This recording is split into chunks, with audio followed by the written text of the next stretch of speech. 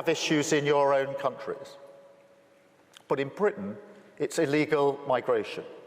And I suspect that may be the same in a number of other countries. For too many years, it's been too easy for people to come here, slip into the shadow economy, and remain here illegally. Because, frankly, we've been squeamish about saying things. Before we dive into what might be the most controversial policy decision of Starmer's premiership, hit that subscribe button. You'll want to stay informed on this one, because what happens next could fundamentally alter your relationship with the British state.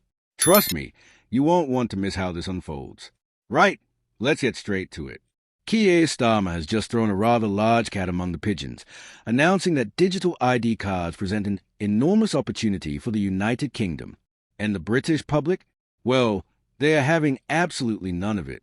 Over 1.1 million people have signed a parliamentary petition demanding the government abandon this scheme. Let that sink in for a moment. 1.1 million signatures, with more than 600,000 added in a single night. That's not just opposition. That's a digital revolt. But here's where it gets interesting. Starmer's pushing ahead regardless, framing this as essential for border security and modern governance. His Cabinet Office Minister, Darren Jones, is practically giddy about it, calling it the bedrock of the modern state that will enable really quite exciting public service reform. Exciting for whom? Exactly? That's the question coursing through WhatsApp groups and dinner table conversations across Britain right now. Now, I know what you're thinking. Digital IDs? Haven't we been down this road before? And you'd be absolutely right to remember. Tony Blair's government tried this back in 2006 with physical ID cards, promising enhanced security and streamlined public services. The scheme was scrapped by the coalition government in 2010 amid concerns about cost, civil liberties, and the distinctly UN British notion of having to prove who you are to access basic services. The British have always had a rather unique relationship with state oversight, a healthy skepticism that comes from centuries of protecting individual liberty against government overreach. What makes this iteration particularly fascinating is the speed and ferocity of the backlash. Parliamentary petitions typically lumber along, gathering signatures at a leisurely pace. This one exploded overnight. 600,000 signatures between dinner and breakfast. That's not organic growth. That's a fire alarm going off in the collective consciousness of the electorate. And while petitions with over 100,000 signatures are debated in Westminster Hall, let's be brutally honest about their track record. 6 million people signed one calling for Brexit to be reversed. How did that work out? But Starmer isn't just facing opposition from the usual suspects. This isn't simply a Conservative Party pylon or a Reform UK grievance generator. Labour's own backbenchers are breaking ranks.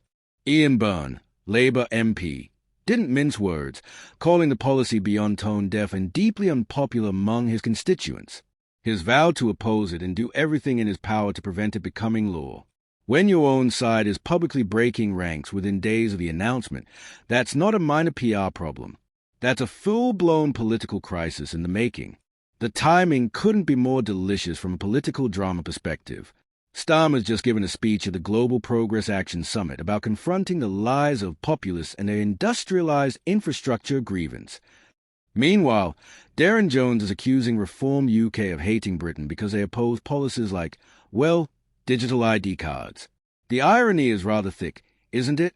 Dismiss legitimate concerns about state surveillance and civil liberties as hatred of country, and you're essentially handing your opponents a megaphone and a moral high ground they'll gleefully occupy.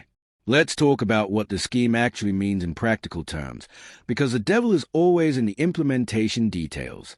A digital ID system would presumably require citizens to verify their identity through biometric data, linking everything from NHS records to tax information to border crossings in one neat, hackable package. The government insists this is about efficiency and security. Critics see a surveillance infrastructure that would make previous generations of British civil libertarians weep into their tea. And there's a security question, which is rather amusing given that border security is being used as a primary justification. Britain already has passports, driving licenses, and a patchwork of identification documents. The question isn't whether digital IDs could theoretically improve border security. It's whether centralizing everyone's data creates a single point of catastrophic failure. Remember the NHS ransomware attack? The HMRC data breaches? Now imagine all your personal information, your biometric data, your entire digital identity sitting in one government database. Sleep well tonight. The political calculation here is absolutely fascinating.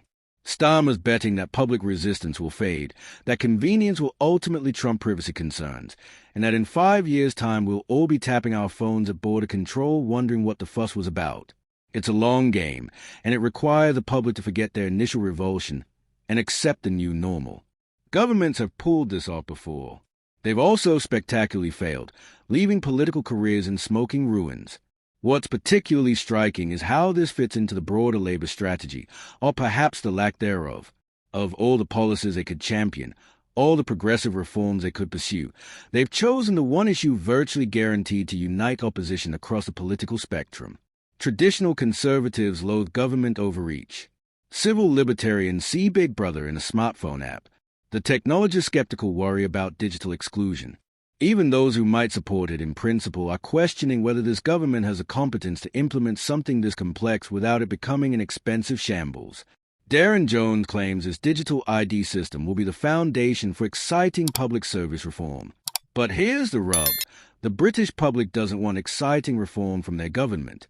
They want the trains to run on time, the NHS to have appointments available, and their bins collected regularly. They want boring competence, not ambitious digital transformation project with scope for spectacular failure. The gap between what politicians find exciting and what the public actually wants is often the width of a parliamentary majority. There's also the small matter of trust. For this scheme to work, millions of Britons need to trust that their government will protect their data, won't expand the system beyond its stated purpose, and will never, ever allow mission creep to transform a border security tool into a comprehensive surveillance apparatus. Given recent history, that's rather a big ask, isn't it? Trust in government institutions is hardly at an all-time high, and asking people to hand over biometric data while trust is low is rather like asking someone to go swimming when they've just seen a shark. The petition will be debated in Parliament, which means MPs will spend a few hours discussing public concerns before the government does exactly what it planned to do anyway.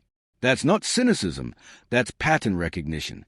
The question is whether backbench Labour MPs will have the courage to vote against their own government, and whether opposition parties can turn this into something more than a Westminster Hall debate that nobody watches. What happens next will tell us a great deal about Starmer's government and its relationship with the electorate. Will they push ahead, gambling that resistance will fade? Will they water down the proposals, claiming victory while implementing something toothless? Or will they actually listen to 1.1 million signatures and reconsider whether this battle is worth fighting right now? My money's on option one, with a side helping of carefully worded reassurances that satisfy absolutely nobody. This is a story that will define the next few months of British politics. Digital IDs might seem technical, even boring on the surface, but they touch something deep in the British psyche about privacy, liberty, and the proper relationship between citizen and state. Starmer's rolled the dice. The public's response has been swift and fierce. Now we wait to see whether this government blinks first, or whether they are prepared to spend political capital on a fight that might just cost them more than they ever anticipated. So there you have it. The digital ID debate is heating up, the government's digging in, and the public's in open rebellion. If you want to stay ahead of how this unfolds, you know what to do.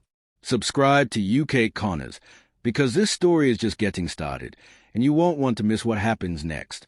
The battle for Britain's digital future is on, and trust me, it's going to get very interesting indeed.